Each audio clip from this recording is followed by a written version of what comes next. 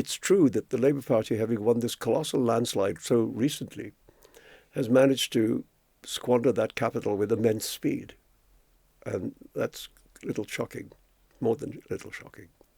Is that because governance has become so much more difficult in an age of social media, in kind of, sort of almost rabid opinion, whether on one side of the argument or on another side of the argument, that just to say, look, this is complicated, it might take time, is not what people want to hear anymore. They want instant solutions to problems, and they want people who, are pugilists and populists and who can make their case. Yeah, I mean, I think there's a lot of truth in that. And I also think there's a reluctance here to point to the most obvious cause for Britain's difficulties, which is Brexit.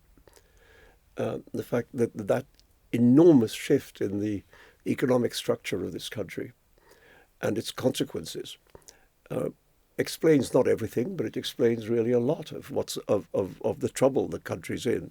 And yet nobody of any political party is willing to say that. What do you make of Britain now, and British political life now? I mean, the country is the country. People are the people are the people. I'm very fond of it, but I think it's in a mess. But then I think everywhere's in a mess. Well, let me go back to the quote I gave you earlier about that the Americans seem to have lost their sense of identity, whereas when you're in France, Yes. what the French think.